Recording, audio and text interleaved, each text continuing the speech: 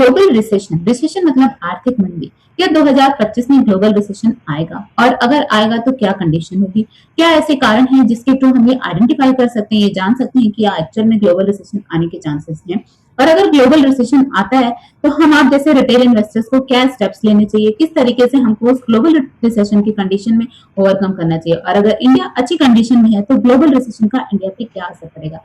हाय, मैं आपकी फ्रेंड, मैं आपके सारे डाउट्स को क्लियर करूंगी और बिल्कुल अच्छे से सारी चीजों को एक्सप्लेन करूंगी। क्या है ग्लोबल रिसेशन, किस तरीके से हमको इसको ओवरकम करना है, खास करके जो रिटेल इन्वेस्टर्स हैं वो किस तरीके से ग्लोबल जो भी हमारा रिसेशन आएगा, कह सकते हैं कि पूरे वर्ल्ड वाइड जो आर्थिक मंदी आएगी उससे किस तरीके से ओवरकम कर।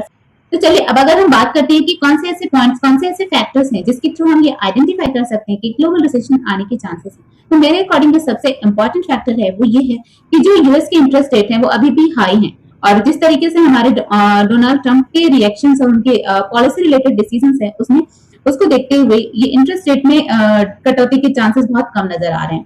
जो सेकंड इंपॉर्टेंट फैक्टर मेरे अकॉर्डिंग है कि जर्मनी ऑलरेडी जो है वो टेक्नोलॉजी रिसेशन से जूझ रहा है, तो जर्मनी में कंटिन्यूअसली टेक्नोलॉजी रिसेशन चल रही है, ये भी एक मेजर फैक्टर, मेजर कारण हो सकता है।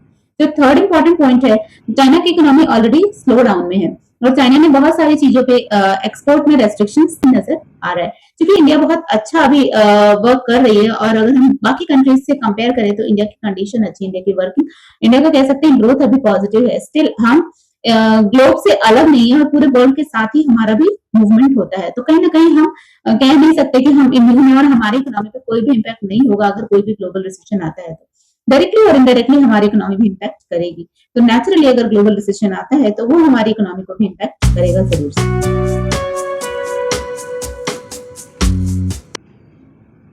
अब बात आती है कि हम आप जैसे रिटेल इन्वेस्टर्स नॉर्मली क्या गलती करते हैं। बेसिकली हम रिटेल इन्वेस्टर्स जो है बहुत जल्दी डर जाते हैं और डर के हम बहुत फटाफट से अपने स्टॉक को सेल कर देते हैं, एसआईपी बंद कर देते हैं, सारी चीजें रोक लेते हैं, बट हमें ऐसा नहीं करना चाहिए। पास्ट का एक्सपीरियंस हमें सिखाता है कि जो बहुत बड़ा लॉस झेल जाता है उसकी रिकवरी भी बहुत अच्छी होती है, तो हमें रिकवरी के लिए हमेशा माइंड सेट रखना चाहिए। हमारे जैसे रिटेल इन्वेस्टर्स को बहुत पॉजिटिवली अपने एसआईपी को कंटिन्यू रखना चाहिए ताकि हम एवरेजिंग कर सके, हम अपने लॉस को मिनिमाइज कर सके।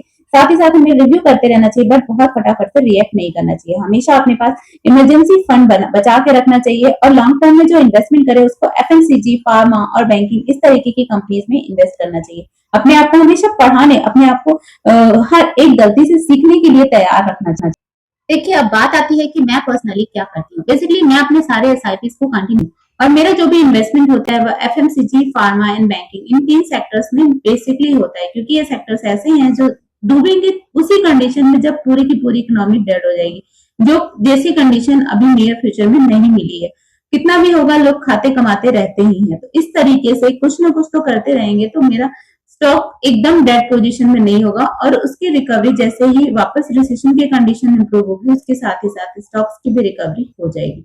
हमेशा इन्वेस्टमेंट करते समय एक जो बात ध्यान देनी चाहिए वो हमेशा हमें उन पैसों का ही इन्वेस्टमेंट करना चाहिए जो कि हमारे पास स्पेयर है, मतलब जिन पैसों की नियर फ्यूचर में हमको ज्यादा जरूरत नहीं है। इन्वेस्टमेंट कभी भी अपने खर्चों को काट के और खर्चों को के पैसों का नहीं करना चाहिए। हमेशा लिक्विडिटी को मेंटेन करके इन्वेस्टमेंट करेंगे तो आप भी अच्छा इन्वेस्टमेंट करेंगे। साथ ही साथ किसी भी कंडीशन में, इकोनॉमी की कैसी भी कंडीशन हो, आप उस कंडीशन से इजिली ओवरकम होंगे और आपके सारे के सारे लॉस लॉन्ग टर्म में recover. Have a nice day.